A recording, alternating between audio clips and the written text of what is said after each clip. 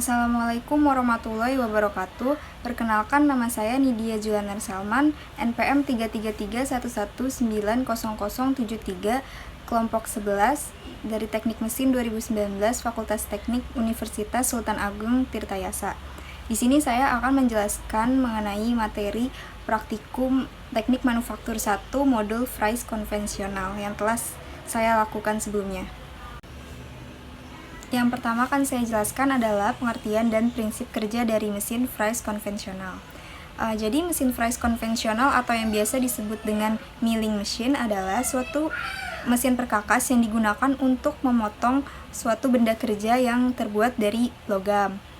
Nah, mesin fries ini mampu melakukan banyak variasi bentuk pengerjaan dibandingkan dengan mesin perkakas lainnya, sehingga mesin fries konvensional ini lebih sering digunakan.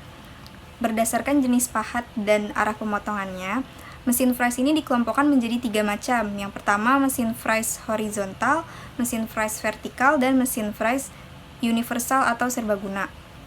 Pada mesin fries vertikal ini digunakan untuk pemotongan vertikal pada benda kerja, dan letak spindlenya ini tegak atau vertikal dan dapat dimiringkan pada sudut tertentu.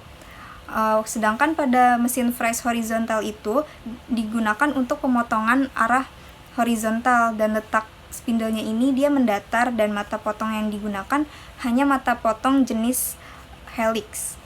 Lalu mesin fries universal ini adalah mesin perkakas yang dapat digunakan secara vertikal maupun horizontal. Letak spindlenya itu tegak dan mendatar. Prinsip kerja dari mesin fries konvensional ini adalah spindle akan memutar pahat potong sehingga permukaan benda kerja akan terkelupas. Pada mesin fries konvensional terdapat suatu sistem persumbuan. Dalam mesin fries konvensional itu terdapat 3 sumbu, yaitu sumbu X, sumbu Y, dan sumbu Z. Sumbu X ini digunakan untuk arah gerakan melintang, sumbu Y ini digunakan untuk arah gerakan horizontal, dan sumbu Z digunakan untuk arah gerakan vertikal.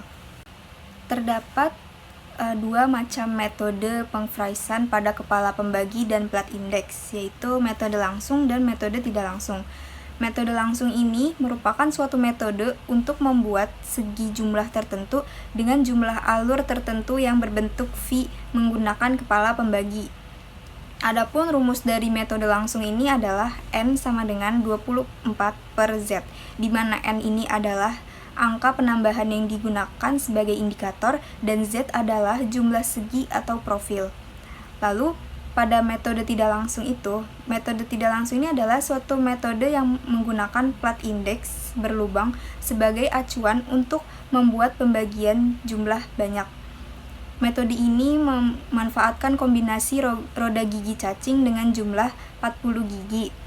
Prinsip kerjanya itu 1:40, di mana 1 adalah putaran benda kerja sama dengan 40 gigi pada roda gigi cacing. Metode ini digunakan untuk membuat benda berprofil banyak seperti roda gigi lurus. Selanjutnya, pada proses permesinan yang dilakukan dalam pembuatan benda kerja, yang pertama adalah kita memasang benda kerja pada cuk atau cekam, pastikan jepit rata dan kuat. Kemudian kita mengatur piringan pembagi, ambil cara termudah 0-23 lubang. Kemudian mengatur jarak benda kerja dengan mata pisau fries.